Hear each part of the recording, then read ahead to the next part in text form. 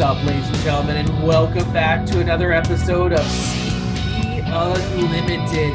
I am, of course, Andy Robarchak from Chicago, Illinois, joined once again by Mr. Steve Lynn himself. Steve, we have not done a show in quite some time here. We have not. We haven't done one since Cedar Point opened, where it's not a lot to talk about, right? It's a coronavirus season. You know, you go to the park at your own risk, wear your mask, social distance, stand in line, get access passes. You know, everyone already knows all about that, so we're going to skip over that.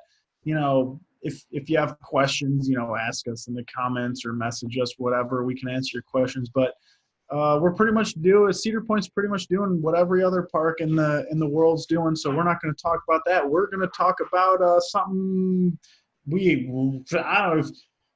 we hope comes eventually. I don't know. It's funny that you're wearing a Gatekeeper shirt today. Oh, I am. It was $7. They had it on sale. because you have been predicting a dark ride since 2013 at Cedar Point. Every year, it would be like, Steve, what's your prediction? Dark ride. Every year. So that's exactly what we're going to talk about tonight. You know, there's this idea out there, you know, with the antique cars possibly going away. You know, there's obviously, you know, Danny and I talked about the coaster options, but obviously there's a whole lot of other options for Cedar Point on what they can put back there in Frontier Town. And this episode, we're going to talk about possibly what dark rides they could put back there. Because, you know, Steve, you've been wanting a dark ride forever. It's like the one dark ride for forever. Right? The pirate ride went away before I was born, and I want it back. I want a dark ride back. So for as long as Disaster Transport was a dark ride, but I don't know, that was more of just a roller coaster in a shed. So what have you. Well, and it's funny you bring up Disaster Transport because, you know, I've written articles on this. This was like one of the first things I talked about when I joined COASTER.net. You know, back the same time as you were talking about Dark Ride, 2012, 2013. One of the articles I wrote was how cool it would be if you took the story of Disaster Transport and made that story into an actual interactive dark ride. Now, obviously, at that time, you know, Wonder Mountain's Guardian and Canada's Wonderland had just opened. That was a Trio Tech dark ride, so it was a shooter, but it also had that coaster element inside of it. It had, you know, a surprise ending at the end of it as well. So there's a lot of different stuff going on with Wonder Mountain. And you know, it was all screen-based, though. So it was a shooter, all screen-based. We thought that Cedar Fair was going to go all in on the Trio Tech stuff. We thought every single park would have a dark ride within a few years. And they kind of did that at Knott's with Iron Reef. And then it just died. Nothing more after that. So I don't know what really happened to that relationship between Cedar Fair and Trio Tech. Maybe the people who were writing the stuff just didn't come back with amazing responses to it. Even Knott's has completely ditched Iron Reef now. And it was supposed to open up this year, was the refurb of that to Knott's Berry Tales. With bears and county fairs and boysenberry pie stuff. And I think it's supposed to be a dark ride. This is the first time I'm hearing that when we were talking a few minutes ago. Like, so like Winnie the Pooh's Adventures at Magic Kingdom. Like it kind of like that because that is a good ride, though. Have an old school dark ride with the bears and with the boysenberry stuff. So they got rid of that. Knott's had a whole bunch of dark rides. Knott's had a dinosaur dark ride. Knott's had this bear dark ride. So now they're bringing that back. And I want to say that maybe the interactive stuff wasn't as great on the Trio Techs. The guns were constantly broken. I rode Iron Reef just a handful of times, and I don't think I ever rode in a car that didn't have a broken gun on it at some point. So I think the maintenance was real bad. The upkeep was real bad for the park. And I feel like that's kind of why they might have moved away from that. And I'm not even sure if the new Knott's one, if the Berry one is actually interactive or not. I don't know if it's just a show and you just move through the different scenes or if there's any sort of interaction element. I really didn't watch the teaser video because I had no plans on going out there this year. And obviously it hasn't really opened yet because Knott's isn't open at all. So back to my original story there. I thought Disaster Transport that story of, the queue line of, being in Alaska, some sort of disaster was happening, maybe a space invasion. We don't really know. We just know there was a disaster. There used to be a whole pre-show with robots and people talking to you, and you would go through the queue line into all these different cargo bays, and then eventually you would board the bobsled, and you would try to escape what was ever going on, this invasion of sorts. I thought that would be a really cool dark ride. You could redo that whole queue line experience. You could tell that same story of space invaders trying to blow you up, but now if it's interactive, you can shoot back, unlike on Disaster Transport where you didn't have any guns. You were just where it's just pitch black and there's one helix with lighting. And there used to be more stuff in there that was lit up, and over the years the stuff just deteriorated, and so they just shut the lights off on it. So I always thought Disaster Transport, going back to like old school Cedar Point, no, not really old school, but 80s Cedar Point, late 80s, early 90s. And you would get that whole story. I always thought that, hey, we're escaping to Alaska. And that's one thing that, people would always joke about is when the ride ops, when you come into the station, you'd be like, welcome to Alaska. And you'd be like, oh, I'm in Alaska now. Cool. And it was just always fun and exciting. And, I thought the story of Disaster Transport was always better than the ride. And some people disagree with me. I'm one of those people who disagree with you because I've ridden Disaster Transport a million times. Most of the time was because to go into air conditioning. Yes, absolutely. But right. I never, like you had mentioned, you're at some point in the queue line, you're in Alaska and now you're getting attacked by. I never got the fact that you were in Alaska. I just thought, oh, you're in a space station and you're riding rides and you get back, you ride the ride, get back, and there's, oh, welcome to Alaska. I thought that was just them being funny that like, oh, it used to be Avalanche Run, an Alaska themed ride. No. Nothing about that ride said anything about you're in Alaska or going to Alaska at any point. To me, maybe to you, that's the case. And that's what worries me about them making a dark ride is they don't have good storytelling, at least back then. Now they've gotten better with the whole Frontier theme with, Maverick, Steel Vengeance, Forbidden Frontier. They're doing all that kind of stuff. But that's all Frontier themed. Do you want to add a dark ride that is Frontier themed? Are they just going to make the whole park Cedar Point, the final Frontier, whatever, Cowboys and whatever? Like, what they need to do if they're to get a dark ride, if it's a dark ride and it is something Frontier themed, it has to be amazing because they've been working on Frontier theme since 2007 when Maverick came about. If it's anything else, they need to come up with something totally new, and you've kind of seen them kind of do that with the whole not AI, the virtual. You take your phone. Yeah, the AR. They've tried that with the AR. It hasn't, blown up, but, you can see them trying to go different directions with modern, technology and whatever. So they'd have to do something modern, and what that would be, I don't know.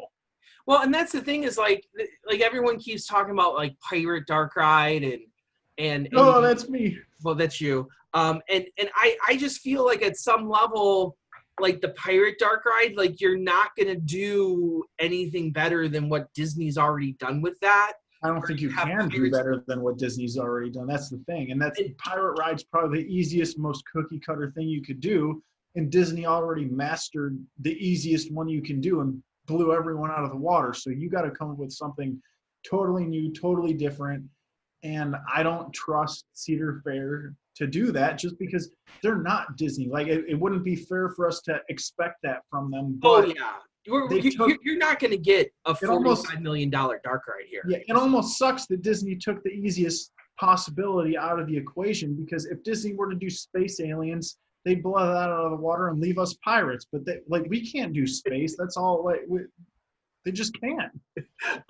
It does give me a little bit of hope Because like Disaster Transport, the one thing telling you the story is they had the robot at the beginning and throughout the thing telling you the story, but also they had videos playing on TVs throughout the whole queue. And you probably never rode Disaster Transport. Like when you walk through the queue, it always had those like metal sheets up next to you, It right? was the shortened queue. I remember like long. All right, so Yeah. I would enter the queue, and we would be in the probably the biggest room of all. With like they would have like a I don't know a giant sphere with lights going up. They'd Oh, have yeah. the conveyor belt. That's where I would enter.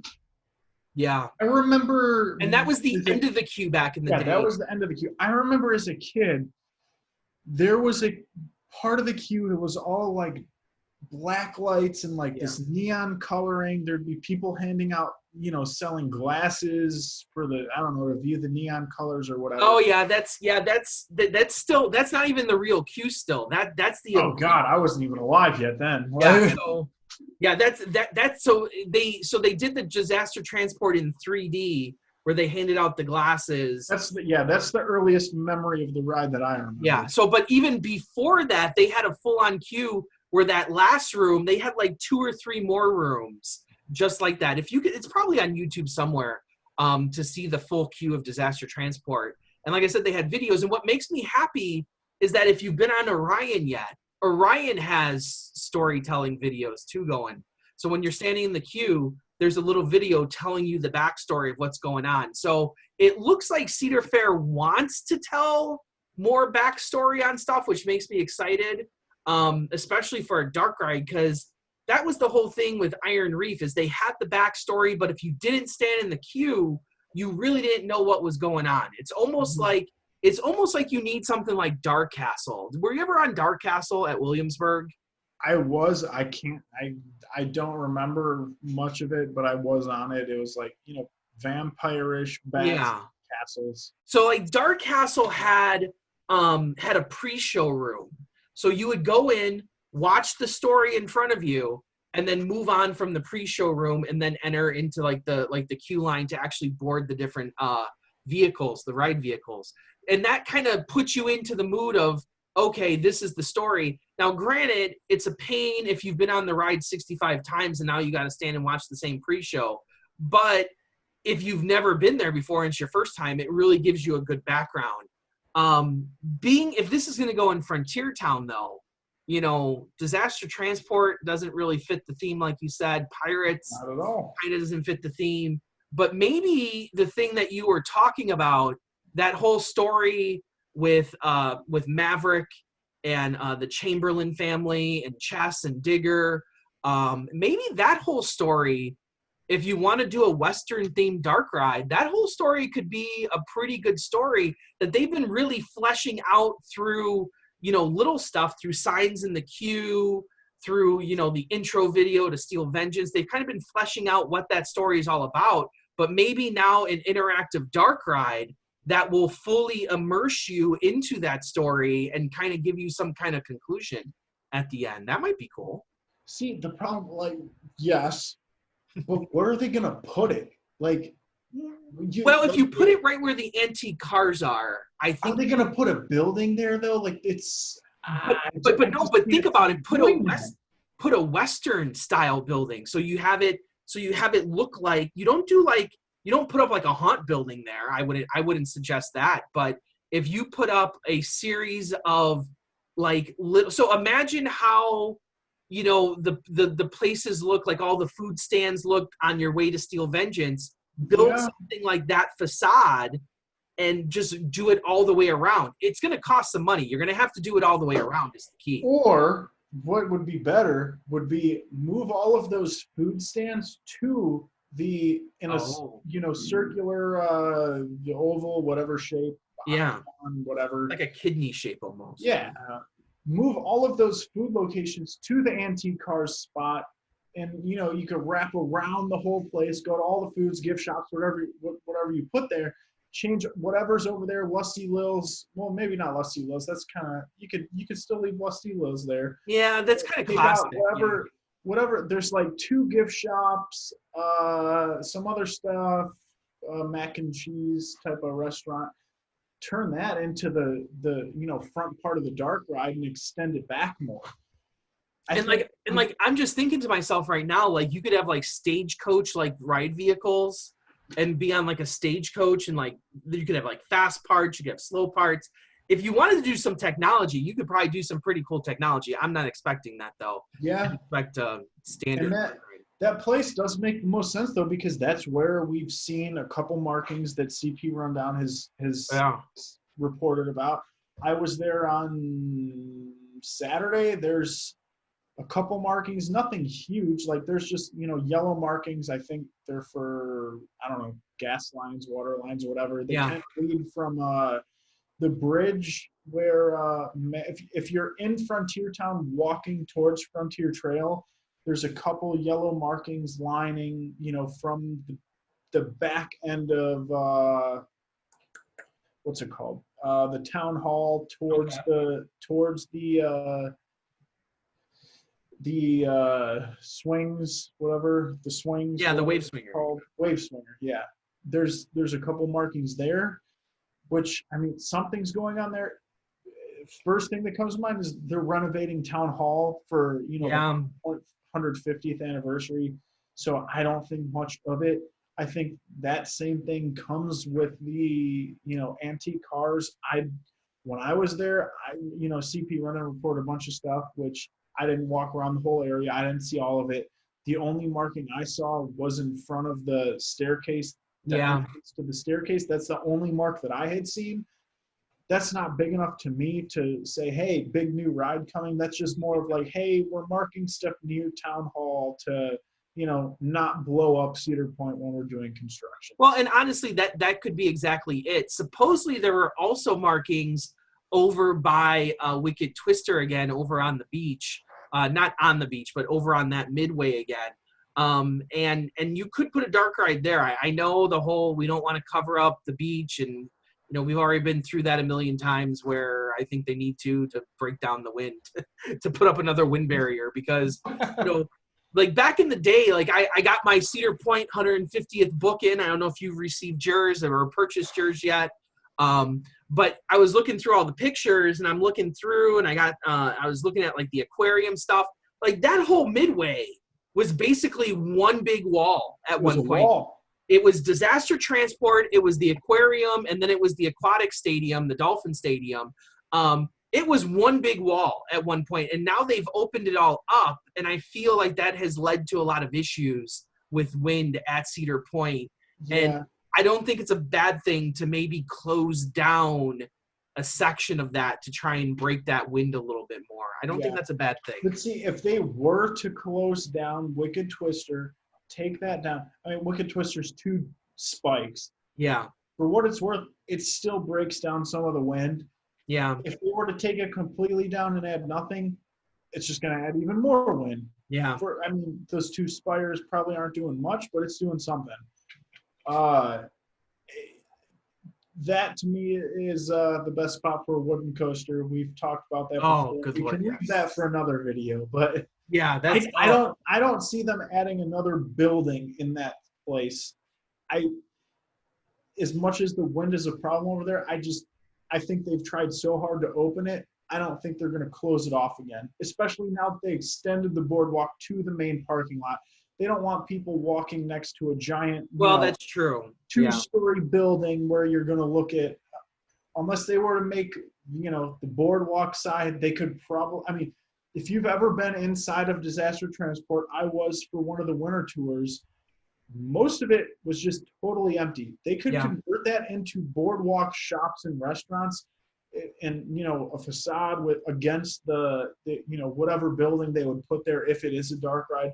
I think that could work, but they're not going to pull another disaster transport and just make a building, leave it, and hey, walk past this building, look to your right, here's some steel, construction. Yeah, that would be pretty bad for the boardwalk, considering they put all that money into it.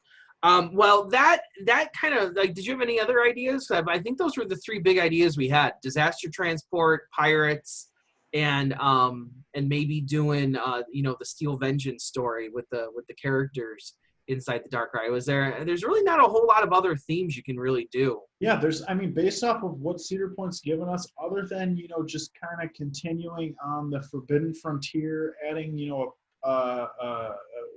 Western type dark ride, Western versus what they would be, Western versus Alien. I don't know, because if you're doing Cowboys and Aliens, but if you're doing the Battle for Cedar Point, there's the Western, kind of frontier side versus, Valraven and Millennium are kind of on the, more modern, I don't know, technology side, something kind of like that. But that's an interesting concept, to not just do the characters from Vengeance, but throw them all in there and do a Battle for Cedar Point ride. I kind of like that too. I like that, but they've tried the Battle for Cedar Point and it just hasn't taken off. So I don't know if they want to spend the money to create a story, do all of that, where, Disney has it all already. Everyone knows that stuff. It's hard to make a story from nothing. I mean, no one knows these Cedar Point characters. I was in a gift shop the other day and I was with Maura, my girlfriend, and there was stuff on sale. It was a Millennium Force character. She's like, "What the hell is that?" I'm like, "Oh, that's the Millennium Force guy." She's like, "What do you mean?" I'm like, "Oh, Battle for Cedar Point, Millennium Force guy. Yeah. He's what they're trying to make a character out of." She's like, "Oh, okay." Okay, I guess, right? But they've always tried to do that. Like even back in the day when they used to do like the big screen show at the end of the night with the fireworks and stuff, they always would like try and pit the roller coasters logos up against each other. So it wouldn't surprise me if they went all in on Cedar Point. Yeah. And I mean, it sounds like I'm hating on it all the time, but I'm not. They are not Disney, and it's not fair for us to expect that. But at the same time, if you're going to make a dark ride, it has to be big. And that's the hard thing, because you're not a storytelling company. You're a steel roller. You're a roller coaster company. You're a roller coaster company. You're a thrill ride company. You're not a storyteller. But that's the problem, because we want a dark ride with a story, and it's just we can't, we're very picky, but we can't be, and that's the hardest part. It is what it is. Yeah, it is what it is. It's the line of the week, right? So our next show, we're actually going to roll with another show later on, probably next week or so. But the next show is going to be a different idea, and that is the idea of the log flume. So join us next week on CP. 500-foot water roller coaster log flume? What? Maybe. We'll have to find out. Maybe it's that Aqua Tracks we've been talking about for ages. Those new Intamin, whatever the hell they are. Oh, good Lord. So as always, I'm Andy Rabarchak from Chicago, Illinois. And I'm Steve Lynn from Cleveland, Ohio. Go Browns. Right on, Warriors.